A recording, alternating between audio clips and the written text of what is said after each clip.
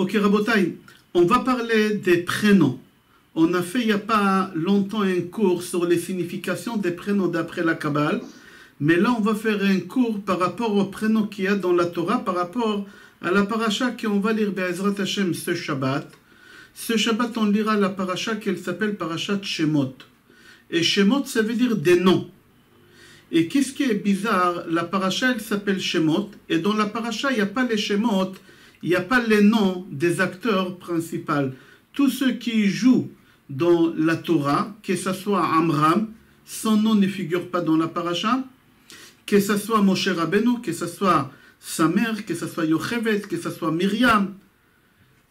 Uniquement à la fin de la paracha, on voit Yitro, mais au début, il n'y a pas Yitro. Plus tard, on va voir aussi Yochevet, la fille des Paro. Alors, il faudra comprendre pourquoi la paracha, elle s'appelle des noms, pourquoi le livre entier, il s'appelle des noms, c'est-à-dire que les noms, ils ont des significations. Le nom de quelqu'un, ça veut dire quelque chose. Et si ça veut dire quelque chose, il faut comprendre pourquoi Amram ou Yochevet, sa femme, c'est pas marqué leur nom dans la paracha. Dans la paracha, c'est marqué Vayelech Ish mi Bet Levi. Ish, un homme. Il y a un homme de la famille de Lévi qui est parti. Vayikach et Bat Levi. Et il s'est marié avec la fille de Lévi. Il y a un monsieur de la famille de la tribu de Lévi. Il a épousé une autre fille de la tribu de Lévi. Mais c'est qui cette personne-là? La Torah, elle cache les noms. Pourquoi la Torah, elle cache les noms? Elle ne nous dit pas que c'est le papa de Moshe Rabbeinu, Amram, et la maman de Moshe Rabbeinu, Yochevet. Plus tard dans la paracha, on voit que Moshe Rabbeinu, il vient au monde, et on ne lui a pas fait la Brit Mila à Moshe Rabbeinu. Pourquoi? Pour la simple raison que Moshe Rabbeinu, il est né circoncis.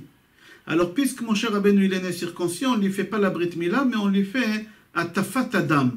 C'est quoi Atafat Adam? On le fait couler du sang. Et au moment qu'on le fait couler du sang, alors on lui fait la nomination en même temps, on lui donne un prénom. Mais on voit que Moshe Rabbeinu, quand ils l'ont fait, Atafat Adam, les parents, ils ne l'ont pas nommé, ils ne lui ont pas donné un prénom à Moshe Rabbeinu. Il faut comprendre pourquoi Moshe Rabbeinu, il n'a pas de prénom. Tout de suite après, on le met dans la Teva, et la mère Yochevet, elle met son fils dans le Nil, et c'est marqué dans la paracha Vatetzav achoto merachok.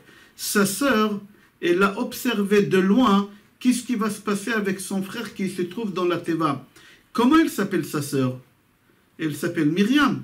Pourquoi la Torah ne marque pas le nom de Myriam? Alors Amram, il n'y a pas, Yochevet, il n'y a pas, Moshe, il n'y a pas, et Myriam non plus, il n'y a pas. C'est les acteurs essentiels dans la Torah.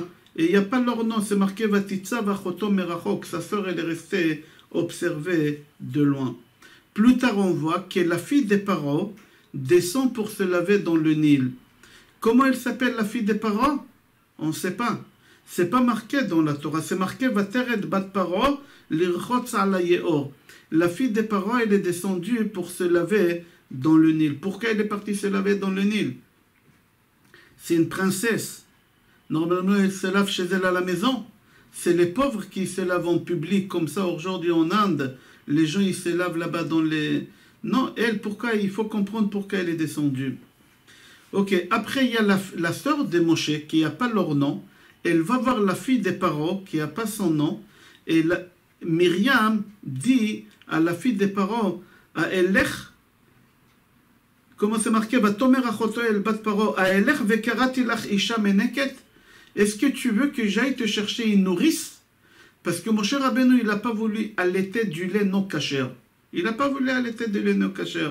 Puisqu'il ne veut pas allaiter du lait non kasher, alors la sœur de Moshe Rabbeinu dit à la fille des Paro, si tu veux, je peux te trouver une nourrice qu'elle pourra lui donner du lait, et le lait de cette nourrice, il va le boire. Comment elle s'appelle la nourrice? C'est pas marqué. Mais nous, on sait que c'était Yochevet. Pourquoi les sages-femmes aussi, c'est pas leur nom? On ne connaît pas le nom des sages-femmes. Pourquoi il n'y a pas le nom des sages-femmes? Ok, Rabotai, nous on voit que la paracha, elle s'appelle la paracha des noms, et personne n'a de nom dans la paracha. Même le beau-père de Moshe Rabbeinu, il n'y a pas son nom. Même la femme de Moshe Rabbeinu, quand il arrive à Midian, il trouve sa future femme, qu'elle est en train de prendre de l'eau pour faire pour faire boire le troupeau. C'est pas marqué son nom, c'est marqué qu'elle a fait, elle est partie dire à son père. Comment elle s'appelle cette fille-là? Non, il n'y a pas. Alors on va essayer de comprendre pourquoi dans notre livre qui s'appelle Shemot, il n'y a pas de nom dans la paracha. Le Rambam, le Maïmonide, qui hier c'était la Hilula de Rabbi Yaakov Abu Hatzera et de Rambam. Alors le Rambam, comment il appelle Sefer Bereshit? Le Rambam, il appelle pas Sefer Shemot. Le Rambam, il appelle pas ce livre-là Shemot, des noms. Le Rambam, il appelle ce livre Sefer HaGeoula, le livre de la délivrance. Pourquoi? Parce que dans ce livre-là, on va lire la délivrance que Bnei Israël, ils ont sorti de Eretz Israël, de l'esclavage. C'est rapporté dans le Midrash Vaikra Rabbah, Parasha Lamedbet. C'est lui qui a un stylo. Je conseille de marquer parce que c'est une question importante à poser et vous pourrez la poser à table Shabbat. Alors je lis Midrash Vaikra Rabbah. Rav Huna Amar, Rav Huna dit, au nom de Bar Kapara. Rav Huna dit, au nom de Bar Kapara. Bishvil arba'a dvarim nig'alu Israël mi Mitzrayim. Pour 4 mitzvot que les Béné Israël ils ont fait, les Béné Israël ils ont eu le mérite de sortir d'Égypte, plus tôt que prévu.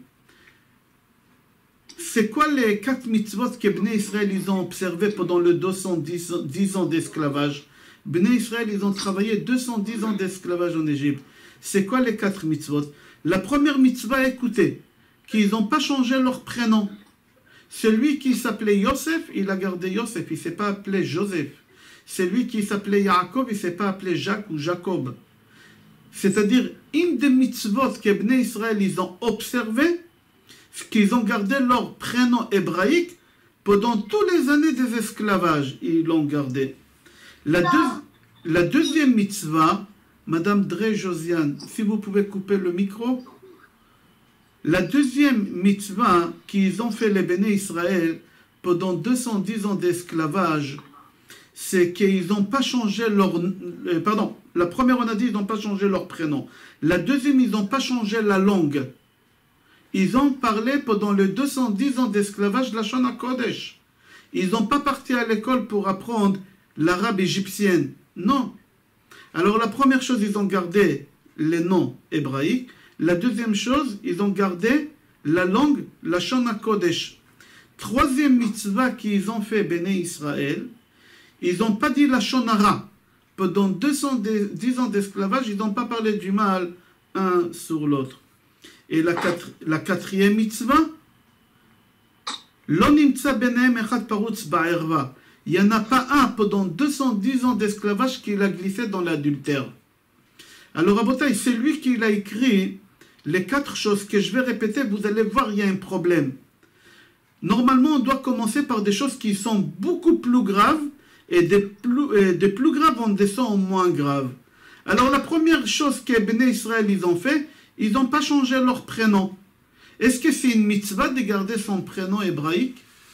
Est-ce que c'est une mitzvah de ne pas changer son prénom? C'est bien, mais ce n'est pas une mitzvah. C'est pas grave. Et on l'a écrit quand même en premier. Il faut comprendre pourquoi. La deuxième chose que Bnei Israël ils ont fait, ils n'ont pas changé la langue. Est-ce que c'est interdit d'apprendre l'arabe égyptienne? Est-ce que c'est interdit d'envoyer nos enfants aujourd'hui dans des écoles pour apprendre la langue anglaise? Non. Alors pourquoi on l'a mis en deuxième degré? Les troisième et le quatrième choses, ils sont beaucoup plus graves. La troisième chose, c'est ils n'ont pas parlé la Shonara. Ça, c'est très important, la Shonara. C'est un interdit de la Torah. Les 2 premières, ce n'est pas des interdits, changer le prénom ou apprendre une autre langue, ce n'est pas interdit. Mais plutôt parler la Shonara, c'est interdit. C'est l'av mina Torah, c'est un interdit de la Torah. Pourquoi on ne l'a pas marqué en premier? Ou il y a encore beaucoup plus grave que ça. Ils n'ont pas glissé dans l'adultère. Il faut savoir que l'adultère, yehareg ve'al ya'avor. Il y a 3 choses qu'un juif il doit mourir et ne pas les transgresser. Parmi les 3 choses, c'est Gilui Arayot, c'est l'adultère. Alors parmi les 4 choses qu'on a donné, le plus important, c'est l'adultère. Alors l'adultère, il fallait marquer au numéro 1. Et le Midrash, il écrit au numéro 4. Après, au numéro 3, c'est marqué la Bella Shonara. Il fallait le marquer au numéro 2. Et après, 3 et 4, ils n'ont pas changé le nom, ils n'ont pas appris une autre langue. Alors, Rabotai, je répète la question et on avance. Dans le Midrash, c'est marqué que Bnei Israël, ils ont sorti d'Égypte grâce aux 4 mitzvot. Ils n'ont pas changé le prénom, ils n'ont pas changé la langue, ils n'ont pas parlé la Shonara, et ils n'ont pas glissé dans l'adultère. La question est pourquoi l'ordre que c'est écrit dans le Midrash, c'est à l'envers. 1, 2, 3, 4, normalement ça devait être le 4. 1, le 3, ça devait être 2, et etc. C'est la question, on continue. On va essayer, Be'ezrat Hashem, d'apprendre dans ce cours-là, ensemble, c'est quoi le sod, c'est quoi le côté caché des noms de chacun. Le nom, c'est très important. C'est quoi, qu'est-ce qui est caché derrière ton nom? Le nom de ton fils, le nom de ta fille, qu'est-ce qui est caché derrière? On va essayer d'apprendre dans la paracha de cette semaine. Et je répète la question au début du cours. Pourquoi la paracha, elle s'appelle la paracha des noms? Et il n'y a pas des noms des acteurs principaux de Sefer Shemot. Il n'y a pas Moshe Rabbeinu, il n'y a pas Amram, il n'y a pas Yocheved, il n'y a pas Myriam, il n'y a pas Batia, il n'y a pas Yitro. Pourquoi? On continue, Rabotai. C'est rapporté dans Vaikra Rabba Parasha Aleph. Moshe Rabbeinu, il avait 10 prénoms. Je vais les dire, les 10 prénoms vite, parce que qu'est-ce qui m'intéresse, c'est le 10e. Le premier prénom de Moshe Rabbeinu, c'était Yered. Deuxième, Chever. Troisième, Yekutiel. Quatrième, Avigdor. Cinquième, Avisuko. Sixième, Avizanoach. D'après Rabbi Yehuda bar Ela, il s'appelait aussi Tuvia. D'après Rabbi Ishmael bar Avami, il s'appelait Shmaya. Et il y en a qui disent aussi Ben Netaneel. Et le 10e prénom, c'est Moshe. Qui il a donné le prénom de Moshe à Moshe? Batia, la fille des Paro, une non-juif. Elle donne le prénom de l'acteur principal de toute la Torah. Un de l'acteurs principaux du judaïsme, c'est Moshe Rabbeinu. Et qui il a nommé de nom Moshe Rabbeinu? Une non-juif. Et Akadosh Baruch Hu dit, comme ça s'est rapporté dans le Midrash, même que le prénom de Moshe Rabbeinu, il a été donné par une femme non-juive, dans toute la Torah, je vais utiliser que ce prénom-là.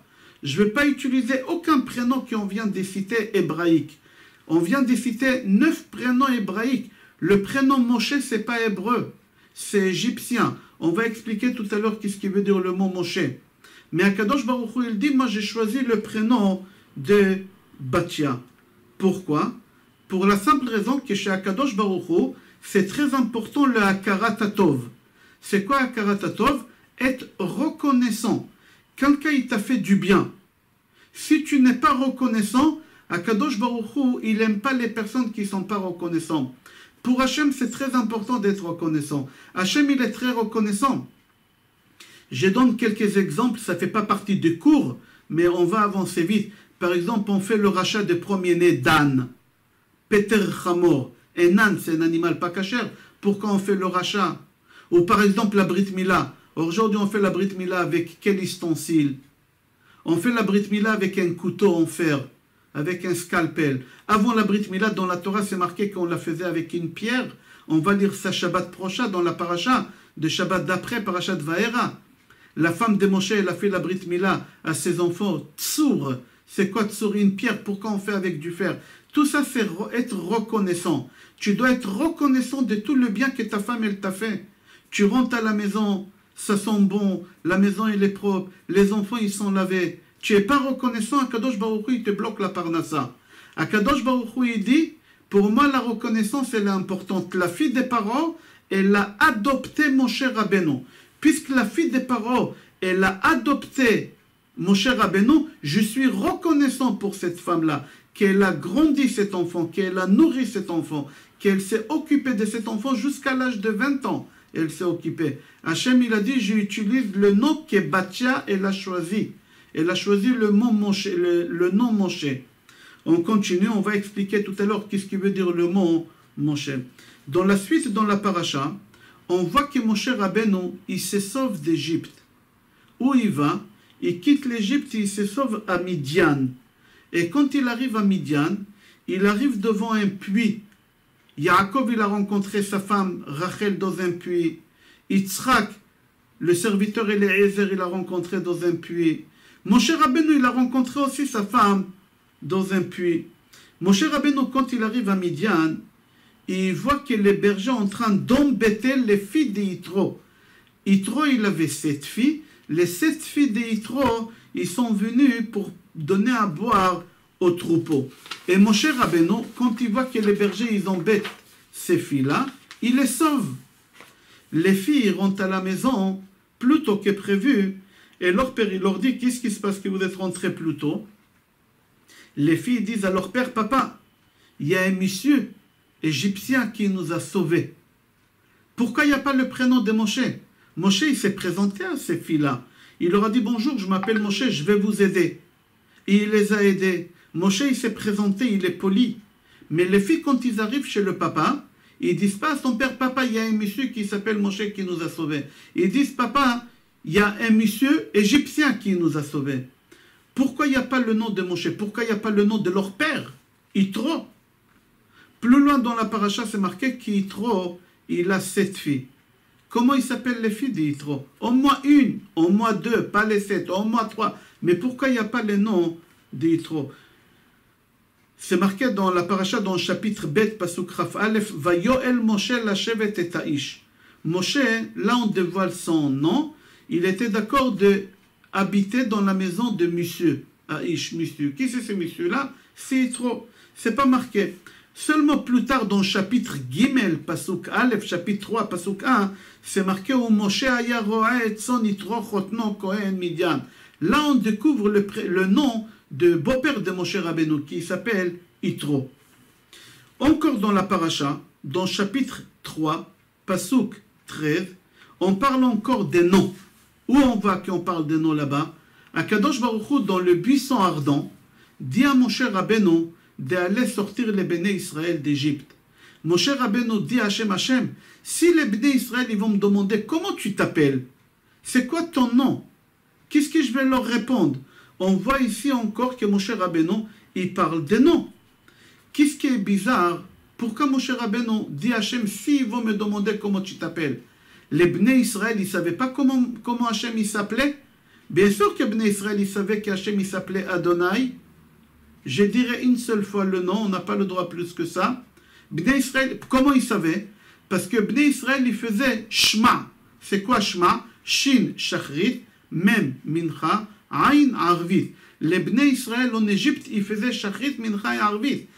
Parce que Shachrit, c'est Yitzhak Avinu, Abraham Avinu, il l'a instauré. Mincha, c'est Yitzhak Avinu, c'est marqué Vayetze la soir Basadeh. Et Arvit, c'est Yaakov Avinu qui l'a instauré. C'est les patriarches. Alors, Bnei Israël, ils ont fait la tfila. Alors, si Bnei Israël, ils ont fait la tfila pendant 210 ans d'esclavage, alors Bnei Israël, ils savaient comment Hachem il s'appelle. Alors, pourquoi Moshe Rabbeinu dit Hachem, si les Bnei Israël, ils vont me demander comment tu t'appelles, qu'est-ce que je vais leur dire? Il faut comprendre pourquoi. C'est-à-dire que dans la paracha, on met le point vraiment fort sur les noms. J'aimerais comprendre c'est quoi le nom. C'est quoi un nom quand tu donnes un nom à ton fils? C'est quoi? Qu'est-ce qui se passe ici? On va essayer d'apprendre ensemble. On va retourner à Botaï dans Sefer Bereshit. Ne vous inquiétez pas, à la fin vous allez avoir, c'est un cours extraordinaire. Je saute un peu à droite, à gauche, mais après on va faire un résumé magnifique. Venez, on va aller dans Sefer Bereshit, c'est rapporté là-bas, dans le Midrash Bereshit. Amar Rabbi Acha, au moment qu'Akadosh Baruch Hu il a voulu créer l'homme, Akadosh Baruch Hu il a consulté avec les malachim. Je l'ai à l'intérieur. Amar Rav Acha Besha, Sheratza Akadosh Baruch Hu livrot et Adam, nimlach bemalaché Hasharet.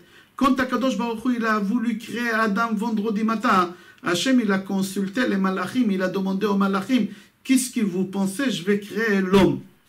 Amroulo mativo shelze. Qu'est-ce qui va faire du bien à ce bonhomme-là? Qu'est-ce qu'on a besoin de ce bonhomme? Pourquoi tu as besoin de créer un homme? L'homme, il fait que le mal. Qu'est-ce que tu as besoin d'un homme? Akadosh Baruch Hu, il leur a dit, Chochmato meruba mishelachem. Il est beaucoup plus intelligent que vous, l'homme que je vais créer. Ils lui ont dit, comment tu sais? Il leur a dit, vous allez voir. C'est rapporté dans le Midrash qu'Hachem, il a ramené tous les animaux qu'il a créés aux malachim. Et il a dit aux malachim, donnez des noms aux animaux. Chaque animal, comment on appelle celui-là? Ils n'ont pas su. Parce que tu ne peux pas donner un nom à quelqu'un si tu ne connais pas sa neshama à l'intérieur. Quand tu donnes un prénom à ton fils, toute la vie de ton fils, il est plié dans le prénom. Maintenant, toi, tu ne sais pas c'est quoi la neshama de ton fils. Mais il faut savoir que c'est une prophétie qu'Akadosh Baruch Hu il donne aux parents. Quand une maman, avec son mari, il décide d'appeler l'enfant David, ce n'est pas eux qui ont découvert un prénom moderne. C'est Hachem qui leur a mis dans la tête de l'appeler David, parce que dans le prénom David, il y a toute la vie de l'enfant à l'intérieur. Alors ici, qu'est-ce qui se passe? Akadosh Baruch Hu domo do malachim. Si vous vous prenez pour des personnes intelligentes, donnez des noms aux animaux. Est-ce que vous comprenez? Chaque animal, c'est quoi le rôle qu'il est venu faire ici dans ce monde? Parce que ton fils, quand tu lui donnes un nom, dans le nom, il y a le rôle, la mission, le tikkun, la réparation qu'il est venu faire dans ce monde. Hachem, il a dit au Malachim, vous êtes capable de donner des noms aux animaux, vous n'êtes pas capable. Vous allez voir, Hachem, il a créé Adam, et Hachem, il a dit à Adam, Adam, tu peux donner des noms aux animaux? Adam, il a dit, les Eikare Shor, les Eikare Chamor, les Sous, les Gamal. Adam Arishon, il a dit, celui-là, on va l'appeler taureau. Et il a donné des raisons. On n'a pas le temps d'expliquer pourquoi. Il a dit, celui-là, on va l'appeler Chamor, Enan. Celui-là, on va l'appeler cheval. Celui-là, on va l'appeler chameau. Celui-là, on va l'appeler chien. Chaque chose, il a donné des noms avec une explication. Ce n'est pas comme ça qu'il a décidé de donner des noms. Akadosh Baruch Hu, il dit à Adam Arishon, et toi, tu t'appelles comment? Adam Arishon dit à Akadosh Baruch Hu, moi, je m'appelle Adam. Pourquoi je m'appelle Adam? Parce que tu m'as créé de la terre. On dit Adama. La terre, c'est Adama. Et la racine de la terre, Adama, c'est Adam. Alors Adam, il a dit à Hachem, moi je m'appelle Adam parce que je suis la racine de la terre. Et la terre, c'est Adama. Hachem, il lui a dit, c'est bien. Et moi, comment je m'appelle? Hachem, il dit, et moi, comment je m'appelle? Il lui dit, toi, tu t'appelles Adonai, qui ata Adon Haolam. Ata ou Adon Akol. Il lui a dit, toi, tu t'appelles le nom de Hachem. Pourquoi? Parce que Adnot, ça veut dire le maître du monde. C'est-à-dire que pour Akadosh Baruch Hu, les noms qu'on donne aux êtres humains, les noms qu'on donne aux animaux, ils ont des sens. Pour Hachem, c'est important. On ne donne pas des noms comme ça. On n'a pas le droit de donner des noms à notre enfant parce qu'on a vu un acteur, parce qu'on a lu un livre et le personnage de ce livre il nous a plu, parce qu'on veut au nom de notre grand-père, au nom de notre grand-mère, au nom de nos parents. Non, on ne choisit pas comme ça les noms. Les noms, ils ont des rôles, ils ont des significations, et ils ont une continuité. Et on va expliquer, Be'ezrat Hashem, ensemble. Venez voir Gemara Yoma, page, je ne me rappelle pas si c'est page 38 ou 35, mais c'est ou la Med'ei ou la Metret. Là-bas, la Gemara, elle parle de 4 personnes, 4 familles, qui faisaient un travail au Beth Amikdash, et quand ils sont morts, là-bas, la Gemara dit Shem Reshaim Irkav, que le nom de ces familles-là, il pourrit. Il pourrit. Je vais expliquer qu'est-ce qu'ils ont fait comme mal, ces personnes-là. Il y a la famille qui s'appelait Garmon. La famille Garmon, ils savaient fabriquer les lechem apanim. Lechem apanim, c'est le pain que les Kohanim y partageaient une fois par semaine. Et ce pain-là, on le fabriquait et il restait frais pendant toute la semaine. Il restait même chaud. Ils avaient une méthode, c'était un miracle, mais ils avaient une méthode. Alors le Sanhedrin, ils ont dit à cette famille, Garmon, donnez-nous cette méthode, comment vous faites pour qu'on... Non, ils n'ont pas voulu. Ils sont morts avec le secret. Alors le Knesset Agdola, ils ont dit, qui pourrit le nom de cette famille. Après, il y a la famille Avitnas, Aftinas. La famille Aftinas, ils savaient comment fabriquer le ktoret, les encens. Quand on allume le ktoret, il y a la fumée. La fumée, elle restait droite. Eux, ils savaient comment fabriquer. Les Knesset Agdola, ils ont dit, dites-nous le secret. Ils n'ont pas voulu. Quand ils sont morts, ils ont dit, Shem Reshaim Irkav, qui est leur nom, il pourrit. La troisième famille, c'est la famille Ogres. C'est rapporté dans la Mishnah Yoma. Ils ont su, c'est une famille de la tribu des Lévi qui savait faire des voix avec la gorge. On dirait que c'est des instruments, mais c'était sans instruments. Alors la Knesset Agdola, ils ont dit, dites-nous comment vous faites. Apprenez-nous. Ils n'ont pas voulu apprendre. Ils n'ont pas voulu. Ils ont dit que leur nom est pourri. La quatrième famille, c'est la famille Kamtser. Ils n'ont pas voulu enseigner comment on peut écrire. Ils pouvaient mettre, regardez maman, ils pouvaient mettre 4 stylos. Ici, un stylo, 2, 3, 4. Et écrire Parashat Sota, ou écrire des choses avec 4 stylos. Et chaque stylo écrivait une autre lettre différente. C'était une spécialité magnifique. Ils n'ont pas voulu enseigner ça au Beth Amikdash. Alors là-bas, la Mishnah dit Shem Reshaim Irkav, que les noms de ces mécréants, ils soient pourris. Alors ma question est, un nom, il ne pourrit pas. Quelque chose qui est inerte, il ne pourrit jamais. Quelque chose qui est vivant, il peut pourrir. Une pomme, elle peut pourrir. Une orange, elle peut pourrir. Du pain, il peut pourrir. Un homme, il peut pourrir. Un animal, il peut pourrir. Mais qu'un nom, il pourrit, c'est pas possible. Alors comment ça se fait que les Knesset Agdola, ils ont dit Shem Reshaim Irkav, que les noms des mécréants soient pourris. Alors on apprend de là que le nom de quelqu'un, c'est pas inerte. Ça vit pendant toute la vie de ton fils. Ça vit pendant toute la vie de ta fille.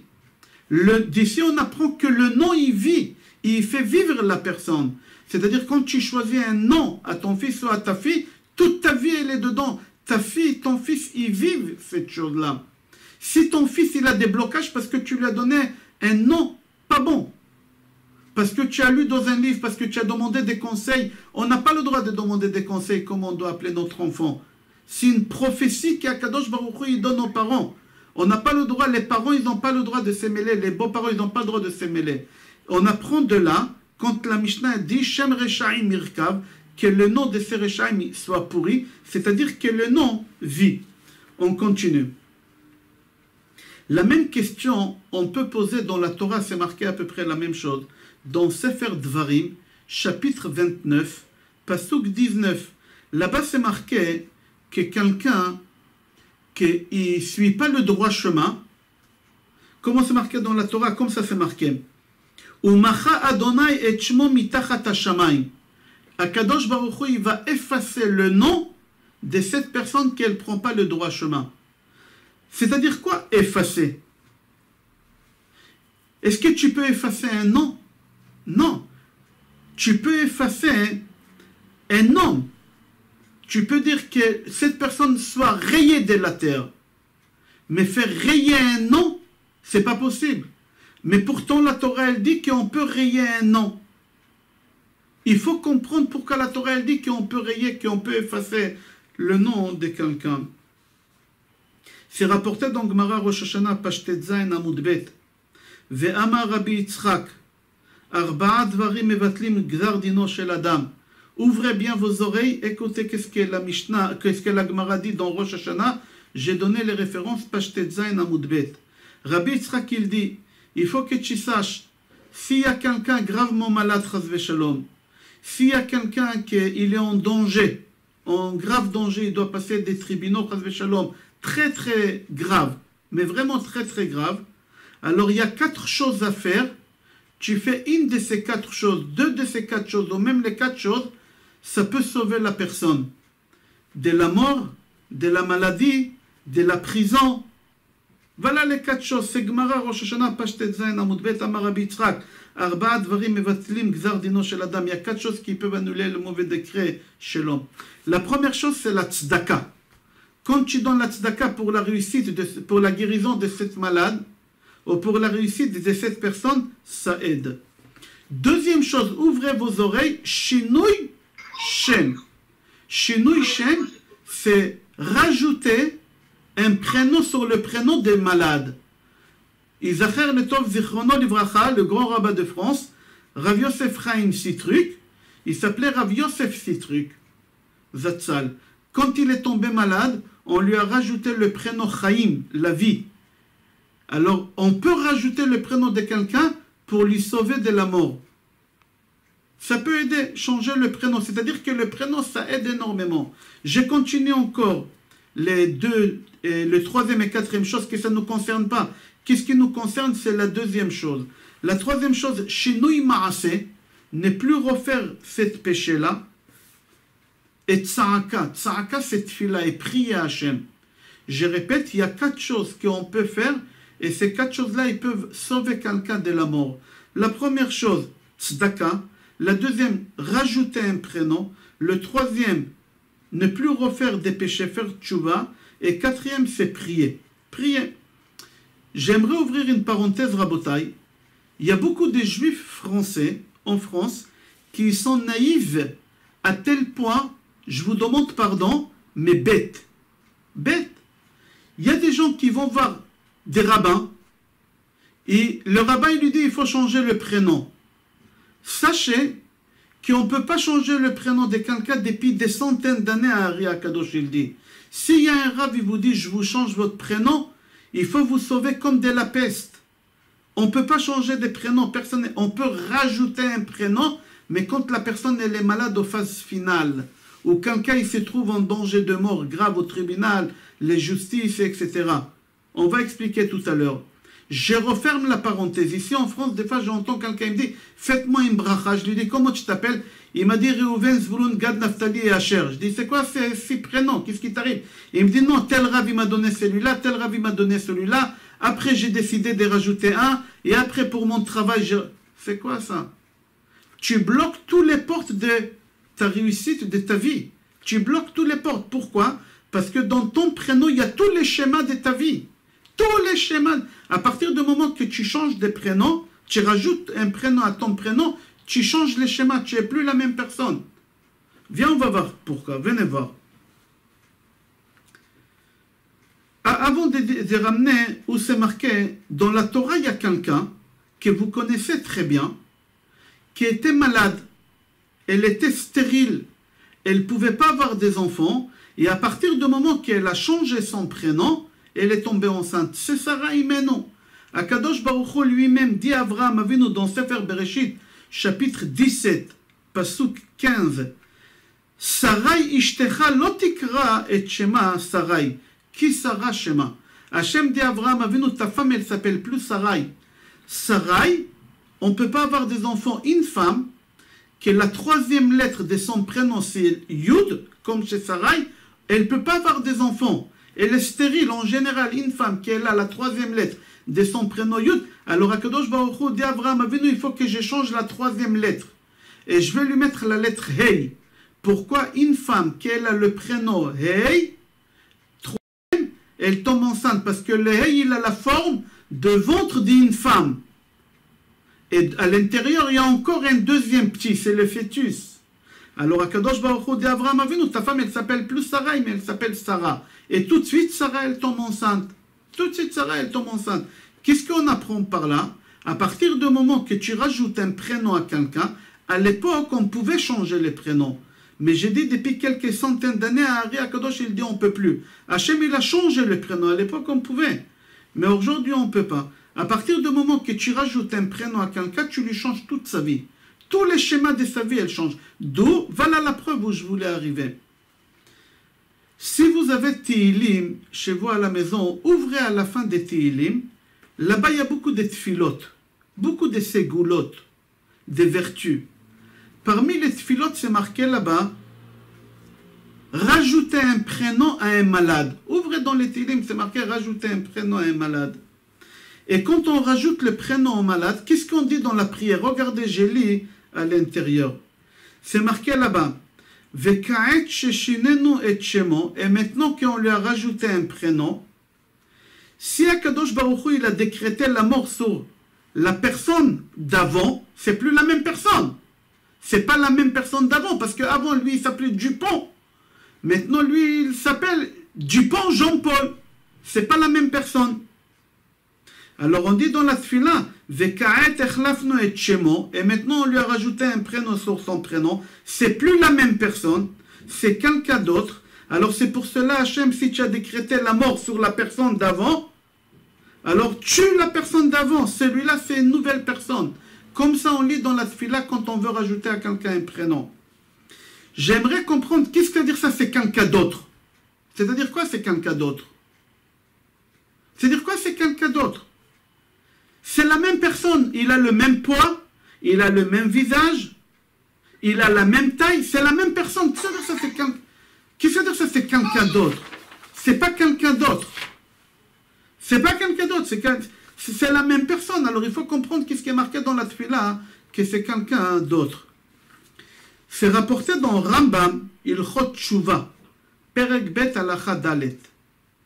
Je l'ai à l'intérieur le Rambam, Maïmonide. Midarke Tshuva, comment on fait Tshuva? Si quelqu'un il a fait des péchés, et il regrette sur tous les péchés qu'il a fait, il veut faire du bien maintenant, comment on fait Tshuva? Alors le Rambam dit il faut prier, mais avec des larmes.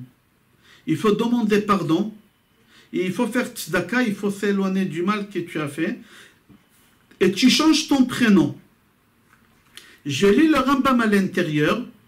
Kloma, ça veut dire Acherani, je suis quelqu'un d'autre. Ve'eni oto aish she'asa et otam ma'asim. Et je suis plus la même personne qui a fait le péché avant. Il faut comprendre, le Rambam, il écrit noir sur blanc. Quand tu rajoutes un prénom sur ton prénom, tu changes ta vie. Tu n'es plus la même personne. C'est-à-dire que les prénoms, ça joue énormément sur la vie de la personne. Il y a des enfants qui arrivent à l'âge de 30 ans, 32 ans, 35 ans. Ils n'arrivent pas à se marier. Ils ont tout pour se marier. La beauté, le physique, intellectuel, ils ont des diplômes, ils ont fait des études, ils ont leur pharmacie, ils sont médecins, ils ont leur cabinet. 30 ans, 40 ans, ils n'arrivent pas à se marier. Pourquoi? Pour quelle raison?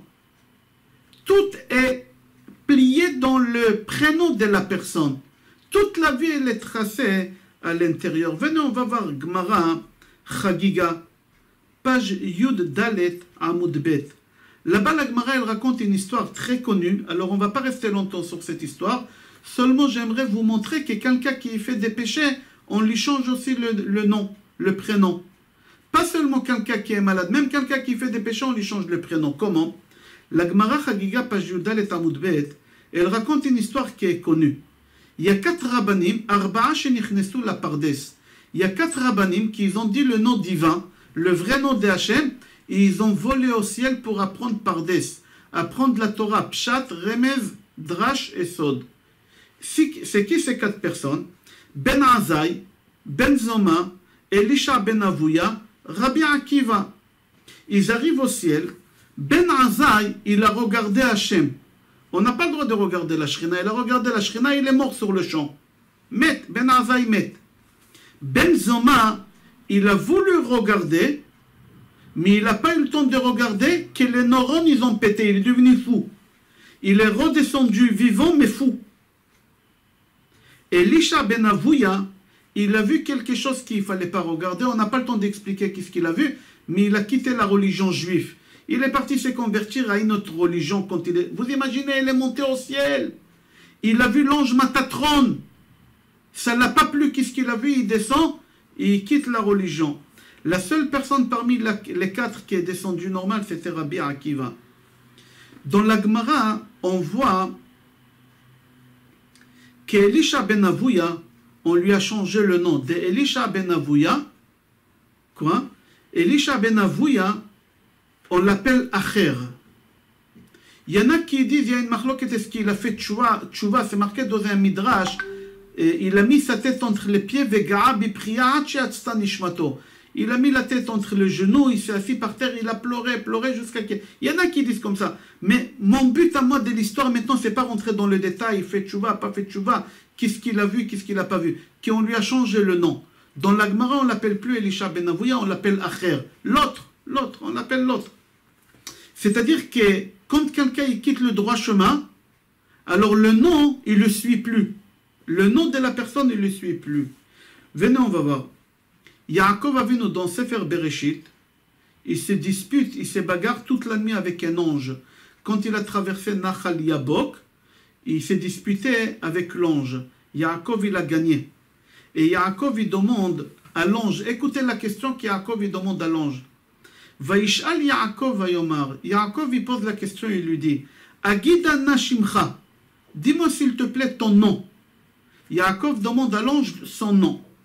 Et l'ange y répond, Vayomer, Lama vetish'al lishmi, Vayivarech otosha. Pourquoi tu me poses la question, c'est quoi mon nom? Je ne peux pas te le dire. Pourquoi? Rabotai, écoutez pourquoi l'ange ne peut pas dire c'est exactement comme nous. C'est exactement comme nous. Il faut savoir que l'ange, quand Hachem il en va faire une mission, Hachem il lui donne un nom spécifique pour cette mission. L'ange, quand il a fini cette mission, Hachem il en va dans une autre mission, Hachem il lui donne un autre nom. Parce que le nom de la personne, c'est le rôle qu'il doit jouer dans cette mission qu'il a. Quand quelqu'un il a un nom, c'est un tikkun, une réparation qu'il doit faire. Alors l'ange, chaque fois quand Hachem il en va faire une mission, dans son nom qu'Hachem il lui a donné, il a désigné pour cette mission, il y a tous les secrets de la mission, comment il doit se comporter, comment il doit jouer, c'est quoi le rôle. Nous, c'est exactement la même chose. Hachem il nous a envoyés ici sur terre pour jouer un rôle pendant nos 80 ans, 90 ans, jusqu'à nos 120 ans. Hachem il nous a envoyés ici jouer un rôle. Quel rôle tu es venu jouer ici au monde, tu sais? C'est dans ton prénom. C'est dans ton prénom. Alors si tu prends un prénom qui ne va pas au rôle qu'Hachem t'a envoyé ici, alors tu as que des problèmes pendant toute ta vie, que des blocages. Comme ça c'est marqué dans la Torah. Venez, on va voir. Qu'est-ce qu'il dit Rashi sur ça? Tout d'abord le sfournon. Le sfournon, dont je donne la référence, vous pouvez regarder là-bas le sfournon. J'ai vu cette semaine qu'ils ont traduit Mikraot Gedolot en français. Alors là-bas, vous avez dans Mikraot Gedolot le sfournon. Le sfournon dans Bereshit chapitre 32, Pasuk 30, c'est marqué là-bas qu'à travers le nom de l'ange, Yaakov il pouvait savoir c'est quoi le rôle de cet ange. C'est-à-dire que toi aussi, à travers le nom que tu donnes à ton fils ou à ta fille, tu pourras savoir c'est quoi le rôle de ton fils ou ta fille dans ce monde-là. Rashi, sur place, j'ai donné les références tout à l'heure, dit que l'ange il a dit à Yaakov Avinu, nous on n'a pas de nom fixe. Notre nom il est changé par rapport à la mission qu'Hachem nous a demandé d'effectuer. Ton fils, ta fille, toi, c'est exactement la même chose. Qu'est-ce qu'on apprend de ce Rashi-là? Qu'est-ce qu'on apprend de ces fourneaux? On apprend que le nom de l'homme ou de l'ange, si tu sais comment déchiffrer, tu sais qu'est-ce que tu es venu jouer comme rôle dans ce monde. La preuve, les malachim, quand ils finissent le rôle, ils s'en vont. Parfois, Kadosh Baruch Hu, il les annule. Toi aussi, quand tu as fini de jouer ton rôle ici, sur la terre, tu t'en vas. Il y a des enfants qui meurent, Chazve Shalom, à 6 mois, à 2 ans, à 10 ans, à 18 ans, à 22 ans, à 26 ans. Pourquoi aussi jeunes? Pour la simple raison qu'ils ont fini leur mission. Ils ont fini leur mission, ils ont quitté le monde, ils n'ont plus rien à faire ici. C'est comme tu prends le métro. Il y a 30 stations de métro. Toi, tu dois descendre à la 10e. Tu descends où tu dois descendre. Même que tu as payé un ticket de métro pour les 30 stations, tu ne vas pas y aller jusqu'à la 30e station, ça ne sert à rien. Ta vie, elle est faite pour vivre jusqu'à 120 ans. Mais tu n'as pas besoin d'arriver à 120 ans, parce qu'à 20 ans, tu as fini ta mission. C'est là-bas où tu habites, alors tu descends là-bas. À travers le nom que tu donnes à ton fils ou à ta fille, tu peux savoir toutes ces choses-là. Venez, on va voir qu'est-ce qu'il dit le Sfat Emet. Le Sfat Emet dans Parashat Vaishlach, Shnat Taf Resh Nun Zain, sur le pasuk dans Sefer Bereshit chapitre 35. Vayomer lo Elohim, Shimcha Yaakov. Akadosh Baruch Hu dit à Yaakov Avinu, ton nom c'est Yaakov. Lo Ikare Shimcha od Yaakov. Je te change le prénom, tu t'appelles plus Yaakov. Ki im Israël yeh Shimcha. À partir de maintenant, tu t'appelles Israël. Vaikra et Shemo Israël. Et Hachem il lui a changé le prénom, il a nommé Israël. Le Sfat Emet, il pose la question, il dit pourquoi Hachem il avait besoin de changer le nom de Yaakov Avinu? Qu'est-ce qu'il avait Yaakov Avinu qu'il fallait changer le nom? Il était en danger de mort, il était malade, il était quoi?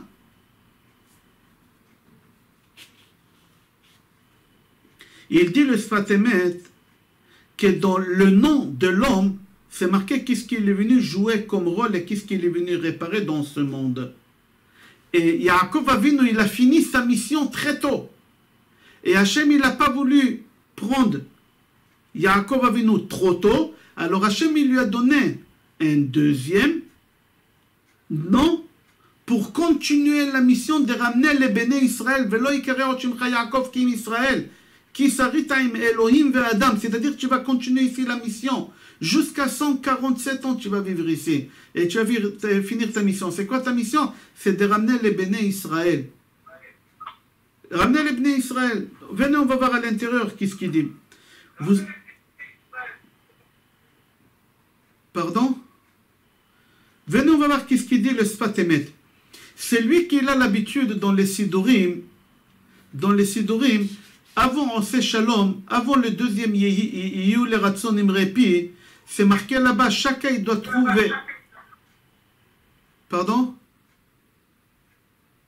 Chacun il doit trouver un pasouk dans la Torah, que la première lettre de pasouk c'est la première lettre de son prénom, et la dernière lettre de pasouk c'est la dernière lettre de son prénom.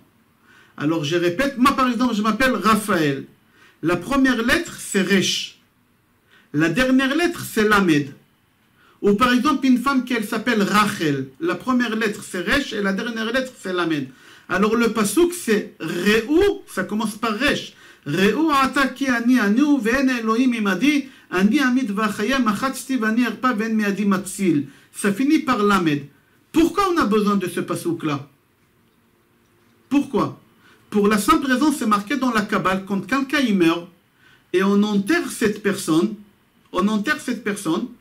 alors quand on enterre la personne, il y a les malachim qui viennent et qui demandent le prénom.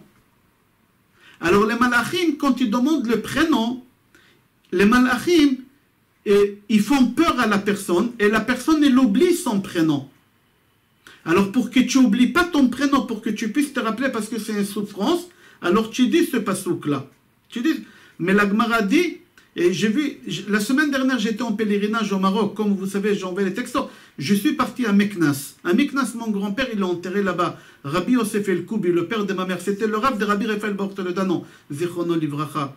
Moi je me rappelle quand j'étais petit à l'époque, il me disait comme ça que les Rechaim dans leur tombe, ils oublient. Akadosh Baruch Hu, il leur fait oublier. Pourquoi? Parce qu'ils n'ont pas accompli la mission qu'ils devaient faire, le rôle qu'ils devaient faire ici. Hachem, il leur dit, vous n'avez pas accompli. Le prénom que je vous ai donné, je le retire. Mais quelqu'un qui accomplit la mission ici, sur terre, quand il arrive après ses 120 ans, et les malachim, ils demandent le nom, ils se rappellent de ce nom-là. C'est marqué dans le Sfourno, je continue encore dans le Sfourno, que les Shvatim, quand ils ont descendu en Égypte, c'est marqué dans Parashat Vayigash le nom de tous les Shvatim. Reuven, Shimon, Lévi, Zevulun après Issachar, c'est pas par ordre. D'abord on a mis Zvulun et après Issachar, on a parlé déjà de ça.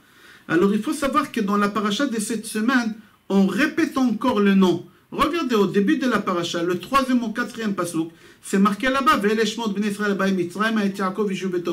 et c'est marqué là-bas, Reuven, Shimon, Lévi, etc. Pourquoi tu répètes? Dans Parashat Vayigash, on a dit. Non, pour te dire, dans Parashat Vayigash, les noms qu'ils avaient, c'était un rôle qu'ils devaient jouer. Ils ont fini de jouer le rôle dans Sefer Bereshit. Sefer Shemot, on change le nom des Shvatim parce que le rôle change. Le rôle change, c'est-à-dire que dans ton prénom, il y a ton rôle, qu'est-ce que tu dois jouer ici. Dans ton prénom, il y a le rôle, qu'est-ce que tu dois. Et c'est comme ça il dit le Sfourno dans la Parasha. Et Moshe Rabbeinu, pourquoi on l'a appelé Moshe? Qu'est-ce qui veut dire le mot Moshe? Moshe en français, j'ai essayé de chercher dans des dictionnaires parce que mon français il n'est pas très bien. Tirer des eaux. Limshot minamaim, tirer des eaux. Batia il a appelé Moshe Rabbeinu, je l'ai tiré de l'eau. Non, mais elle n'a pas appelé je l'ai tiré de l'eau. Il fallait qu'elle appelle Mashouy. Mashouy c'est je l'ai tiré de l'eau. Mais elle n'a pas appelé Mashouy, elle l'a appelé Moshe. Moshe, ça veut dire quoi, Moshe? Tirer des eaux. C'est lui qui va tirer les gens des eaux. Moshe Rabbeinu, sa mission à lui, son rôle à lui, c'est quoi? C'est de faire sortir des gens, les Bnei Israël. Mais aujourd'hui, c'est lui qui s'appelle Moshe. Il y en a qui disent, le Sfourno dit, son travail à lui, c'est de savoir aller tendre la main aux autres personnes pour les faire sortir. Parce que le prénom de Moshe, c'est un prénom fort. Si vous lisez Moshe à l'envers, ça fait Hachem. Mem Shin Hei. À l'envers, c'est Hachem. Hachem, il est avec Moshe. Avec le bras droit de chaque Moshe, Hachem, il est avec lui. Il l'aide à sortir les gens des eaux. C'est quoi les eaux? L'eau. Moshe Rabbeinu nous a fait sortir d'Égypte, de l'esclavage. Il nous a fait sortir de l'eau de la mer. Quand Hachem il a ouvert la mer en 12, Bnei Israël, ils n'ont pas voulu sortir de la mer parce qu'ils étaient en train de ramasser toute la richesse d'Égypte. Alors Moshe Rabbeinu, c'est marqué dans les Midrashim, par force il les a fait sortir. D'où il savait tout ça, Batia? Akadosh Baruch Hu, il a mis à Batia dans la tête, c'était une prophétie. Batia, il ne savait pas qu'est-ce qu'elle est en train de dire. Nous aussi, quand on donne nos prénoms à nos enfants, c'est Akadosh Baruch Hu qui nous met dans la tête comment appeler notre enfant. C'est Hachem qui nous met dans la tête. Dans le secret des prénoms, c'est marqué dans les livres de Kabbale.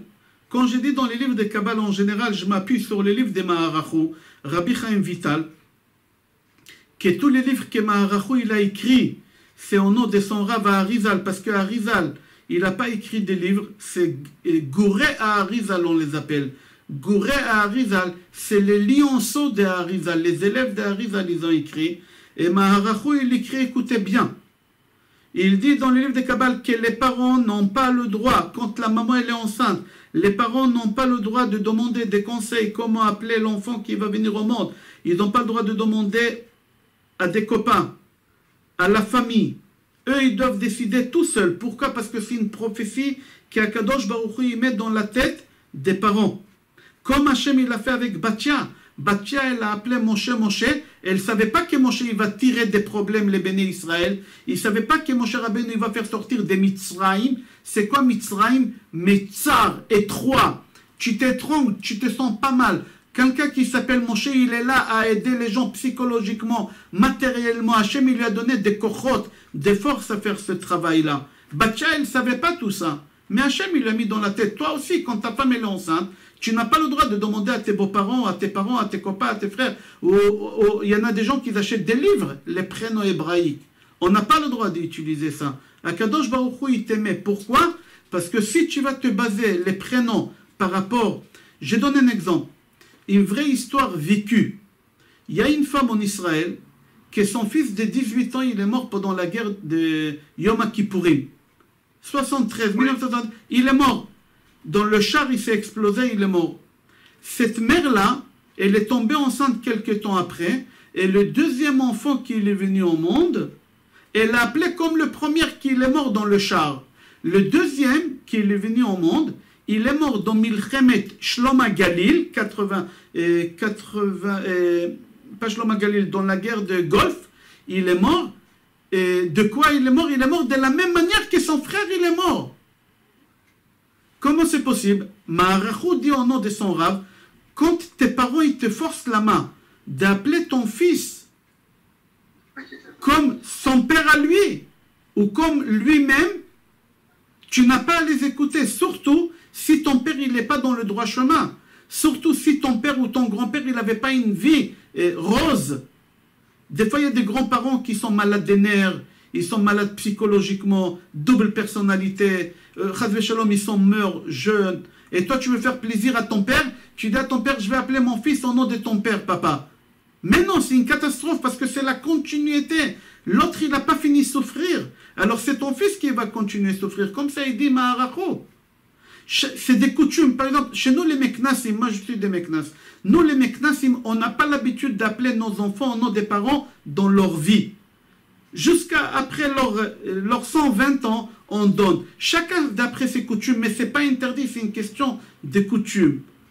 Alors, d'accord, il n'y a pas de problème. Tu peux faire kavod à ton père. Tu peux faire kavod à ta mère. Mais il faut être sûr et certain que tes grands-parents, ils avaient une belle vie. Tout d'abord, qu'ils étaient religieux. Deuxième chose, qu'ils ont eu une vie de bonne santé, une vie heureuse, une vie agréable. Sinon, c'est la continuité, comme ces garçons. Comme ça, il dit, Maharacho. Pourquoi? Parce qu'ils continuent à jouer le rôle de l'autre personne. Et si il y a plusieurs noms? J'ai fait un cours, vous pouvez le trouver sur mon site, cours-ravpinto.com. Il s'appelle les significations des prénoms. C'est déconseillé d'appeler, là-bas vous allez trouver comment on appelle les enfants. C'est déconseillé d'appeler un enfant avec un prénom à 2 lettres. Dan. En hébreu, Dan, c'est 2 lettres seulement. En français, peut-être c'est 3. Dan, c'est 2. Gad, c'est 2 lettres en hébreu. En français, c'est 3, mais en hébreu, c'est déconseillé. Pourquoi? Parce que chaque enfant, il a 3 tuyaux qui sont liés à sa maman, à sa mère, pour la bracha.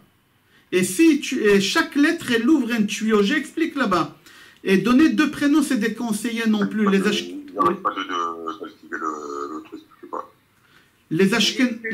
Pardon. Les Ashkenazim, ils ont l'habitude de donner 2 prénoms. Nous, les Sfaradim, on n'a pas le droit de donner, on n'a pas l'habitude. On n'a pas l'habitude de donner 2 prénoms. Et... Monsieur Abraham, s'il vous plaît, pourriez couper votre micro? Il a coupé. Merci. Et nous, les Sfaradim, on n'a pas l'habitude de donner 2 prénoms. On n'a pas l'habitude de donner 2 prénoms. On donne, et c'est déconseillé de donner 2 prénoms. Moi, personnellement, mes enfants, tous, ils ont 2 prénoms, parce qu'à l'époque, j'étais jeune quand je me suis marié. J'avais mes enfants très jeunes, Baruch Hashem. J'étais dans des yeshivot ashkenazim, alors j'ai appris comme ça.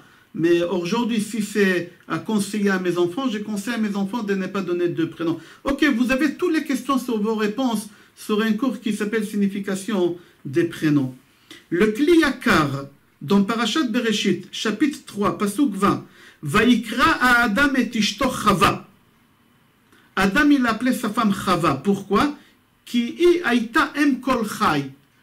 Parce que c'est la mère de tous les êtres vivants. Alors il faut l'appeler Chaya. Chava, il faut l'appeler Chaya. Pourquoi il l'appelait Chava? Qu'est-ce qui veut dire le mot Chava? Quelqu'un il sait qu'est-ce qui veut dire le mot Chava? Ça ne veut rien dire Chava. Chaya, ça veut dire quelque chose. Puisque même Adam Arishon, il dit Em Kol Chai, la mère de tous les êtres vivants. Alors la mère de tous les êtres vivants en hébreu, ça s'appelle Chaya. Alors Chava, il faut l'appeler Chaya. Alors il dit le Kli Yakar quelque chose d'extraordinaire et ça résume le cours qu'on a fait jusqu'à maintenant. Il dit, il faut que tu saches le Kli Yakar, il dit que dans la vie, dans le prénom de l'enfant, il y a toute sa vie, qu'est-ce qu'il doit jouer comme rôle, qu'est-ce qu'il doit réparer. Chava, elle a fauté avec le serpent. C'est rapporté dans Gemara Shabbat que Chava, elle a eu des relations avec le serpent. C'est marqué, Vayashi'ani va'ochal. La première femme adultère, c'était Chava. Il y en a qui disent que Caïn, c'est pas le fils d'Adam Arishon. Alors, Chava, elle a fauté avec le serpent. Elle a fauté avec le serpent. Et comment on dit serpent en langage biblique? Chavia. Chavia. Alors Adam Arishon, il appelait sa femme Chava parce qu'il savait que sa femme, elle est là pour réparer le péché qu'elle a fait avec le serpent qui s'appelle Chavia. C'est pour ça qu'il ne l'a pas appelé Chaya. Comme ça c'est rapporté dans Kli Yakar, vous pouvez regarder dans Bereshit, chapitre Gimel, Pasuk, Chaf. Dans Midrash Bereshit Rabba Parasha Lamed Zayin, c'est marqué là-bas qu'à l'époque, au début de la création du monde, au début, les parents, en voyant le front de leur enfant, ils savaient c'est quoi le rôle qu'il est venu jouer dans ce monde. Seulement en regardant le front. Et je vous donne des psukim, après vous allez regarder, je vous donne un seul. Par exemple, Noach. Pourquoi on a appelé Noach? C'est marqué dans la Torah. Quand vous lisez Parashat Noach, regardez dans la Torah, c'est marqué qu'il a ramené, Noach c'est agréable. C'est lui qui a rendu le travail de labourer la terre agréable. Parce que la première personne qui a fabriqué des ustensiles pour labourer la terre, c'est Noach. À l'époque, pour labourer la terre, c'était très très dur jusqu'à Noach. À partir de Noach, quand Noach il avait 40 ans, il a fabriqué des ustensiles pour travailler la terre.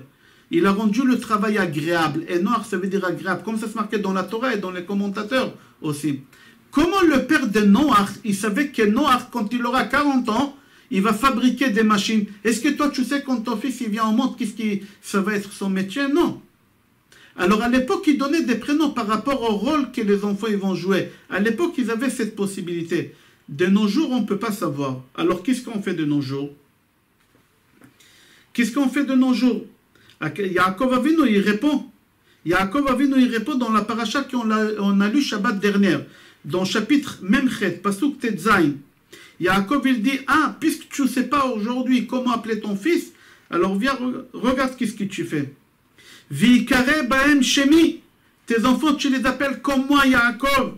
Veshem avotai. Et au nom de mes ancêtres, Abraham, Yitzhak et Yaakov, Il faut appeler tes enfants au nom des patriarches, au nom des matriarches, au nom des personnes qui sont dans la Torah, Moshe, Aaron, au nom des... Comme ça, Yaakov il dit, Yaakov Avinu il dit, ne prends pas le risque à appeler tes enfants au nom des gens que... À part si c'est des tzadikim. Hier c'était la Elula de Rambam.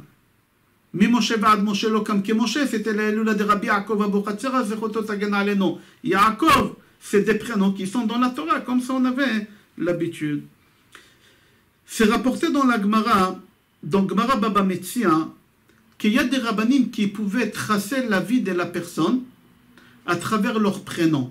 Aujourd'hui, il y a des rabbanim, mais on ne les appelle pas des rabbanim, on les appelle des charlatans, on les appelle des rigolos. Déjà, on a fait un cours sur ça, rabbin ou charlatan, qui te disent, donne-moi ton prénom, donne-moi le prénom de ta future femme, et je vais faire des comptes, et je vais savoir si... Et il est en train de te prendre ton argent. Aujourd'hui, personne n'y fait ces choses-là. Personne ne sait le faire. C'est l'idolâtrie totale, c'est l'arnaque totale, c'est tout ce que vous voulez. Mais seulement la Gemara dit qu'il y a des Tanaïm, mais des Tanaïm, des vrais rabbanim, pas des rigolos.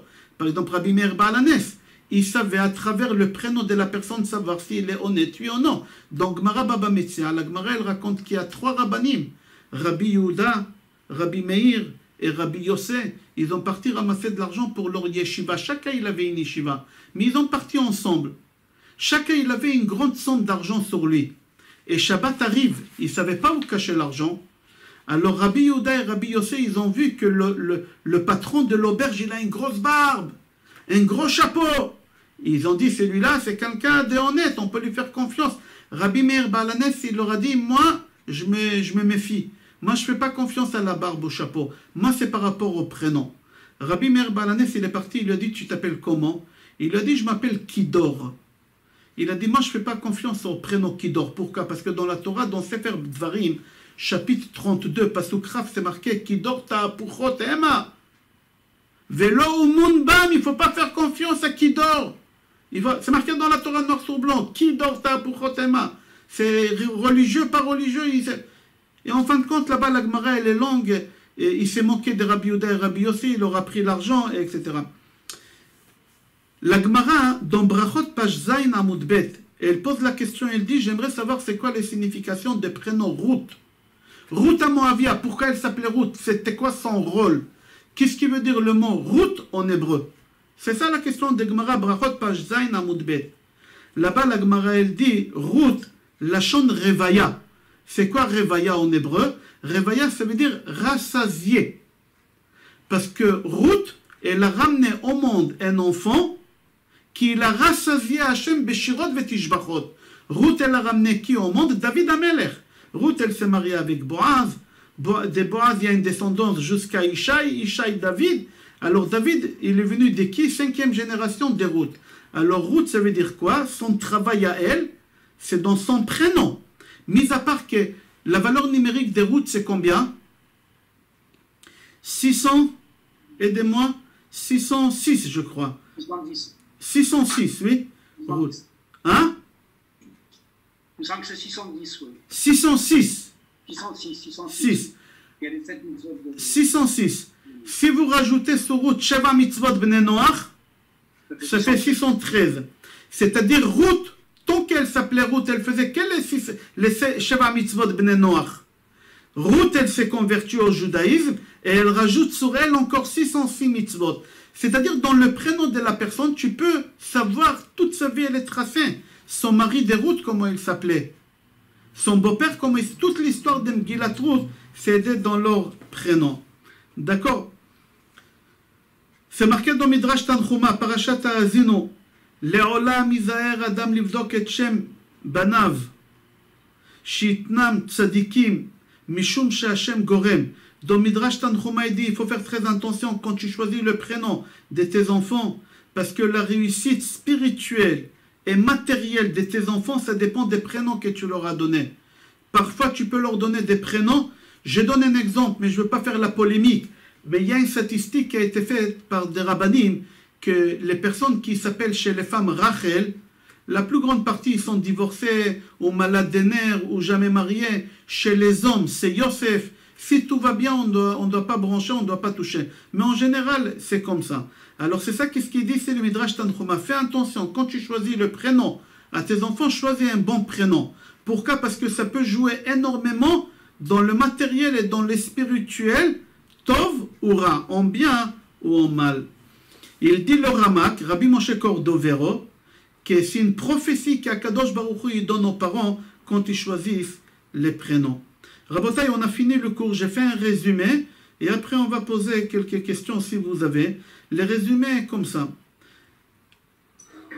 Tout d'abord, avant de faire les résumés, j'ai posé une question que je n'ai pas donné la réponse. J'ai laissé à la fin et je donne la réponse. Au début du cours, j'ai dit que c'est marqué dans le Midrash qu'on est sorti d'Égypte grâce aux 4 mitzvot. La première mitzvah, on n'a pas changé les noms. Non, prénom, celui qui s'appelait Yosef, il est resté Yosef. Il ne s'est pas fait appeler Tsofnat Pa'aneach. Celui qui s'appelait Yaakov, il ne s'est pas fait appeler Jacob. Alors, grâce à ça. Deuxième chose, on n'a pas changé notre langue. On a parlé tout le temps la Shona Kodesh. Troisième chose, on n'a pas parlé la Shonara. Et quatrième, c'était quoi? Rappelez-moi, ils n'ont pas glissé dans l'adultère. La question que j'ai posée, je ne comprends pas. Tout l'ordre, il est faux. On a mis tout d'abord au numéro 1 et 2 des choses que ce n'est pas une mitzvah. Ce n'est pas marqué dans la Torah qu'il ne faut pas changer le prénom, qu'il ne faut pas apprendre une autre langue. Pourquoi tu dis que Bnei Israël, ils ont sorti d'Égypte? Parce qu'ils n'ont pas changé le prénom, ils n'ont pas changé la langue. Ça, tu mets à la fin. Il fallait commencer par, ils n'ont pas glissé l'adultère. Ça, c'est une interdiction midoraita. L'adultère, c'est chayav mita. Al shloshat varim ya'arek ve'al ya'avor. Pourquoi tu l'as mis en 4? Pour la simple raison que la vie, elle commence par le prénom. La vie de ton fils, elle commence par le prénom. Il faut faire très attention comment tu choisis ton prénom. On a vu que Yosef, et que Paro, il a voulu changer le prénom de Yosef. Il a voulu l'appeler Tsofnat Pa'aneach. Yosef, il n'a pas accepté. Yosef, quand il se dévoile à ses frères, qu'est-ce qu'il leur dit? Les premières paroles. Ani Yosef Achechem. Je suis Yosef. J'ai quitté la maison avec le prénom Yosef et j'ai gardé le prénom Yosef. J'ai resté toujours avec mon prénom. La même chose, Lavan, il a essayé de changer le nom de Yaakov. Yaakov, il n'a pas accepté. Comme ça, c'est marqué dans Bereshit, chapitre 33, pasuk 18. Vayavo Yaakov Shalem. C'est quoi Shalem? Shalem, le Khatam Sofer, il dit, Zerachet Evot Shel Shem, Lashon, Vemalbush.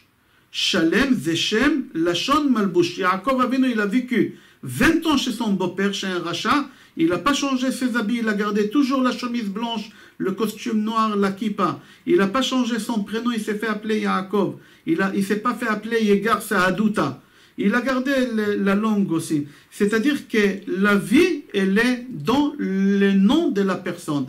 Et c'est pour ça la première paracha de Sefer Shemot, qu'elle commence à parler d'après le Rambam de la Géoula, de Am Israël, il commence par le mot les noms, pour te dire que les noms, c'est important. Rabotai, on a fini le cours, mais d'abord j'aimerais dire Baruch Haba à Maurice, Moshe, Baruch Haba. Ça fait plaisir, ça fait longtemps. Rabotai, s'il y a des questions, Madame Tzipora Oudaya, Shalom Aleichem. Oui, Rav.